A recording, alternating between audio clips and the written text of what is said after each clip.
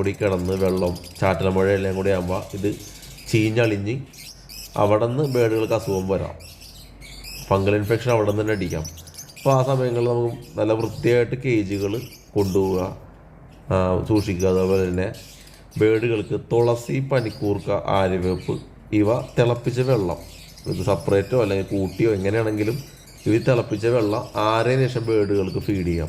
നാച്ചുറലായിട്ടുള്ള antibiotic ആണത്. അപ്പോൾ ബേഡുകൾക്ക് ഈ മഴക്കാലത്തൊക്കെ ഇങ്ങനെയുള്ള അസുഖങ്ങളൊക്കെ അതായത് ഉണ്ടാകാതിരിക്കാൻ നമുക്ക് നേരത്തെ എൻ്റെ ബേഡുകൾക്ക് ഈ തണുപ്പൊക്കെ അടിക്കുമ്പോൾ ഇതൊക്കെ നല്ല രീതിയിൽ ചൂടാക്കിയിട്ട് അത് 6 ശേഷം അവർക്ക് വെച്ച് കൊടുക്കാം. അപ്പോൾ നല്ല രീതിയിലുള്ള രോഗപ്രതിരോധ ശേഷി ബേഡുകൾക്ക് ഉണ്ടാവും. പിന്നെ അതേപോലെ തന്നെ നമ്മളെ ഏവിയർലി കുറച്ച് മെഡിസിൻ നമ്മൾ കരുതണം. അതായത് ബേഡുകൾക്ക് പെട്ടെന്ന് ഇപ്പോൾ ഒരു വൈറൽ ഇൻഫെക്ഷനോ അല്ലെങ്കിൽ ഒരു ബാക്ടീരിയൽ ഇൻഫെക്ഷനോ അതൊക്കെ പിടിപെട്ട് കഴിഞ്ഞാൽ പെട്ടെന്ന് ബേഡുകൾ സിക്കാവും. അപ്പോൾ ആ സമയങ്ങളിൽ നമുക്ക് കൊടുക്കാൻ പറ്റിയത് നോമെട്രോജൻ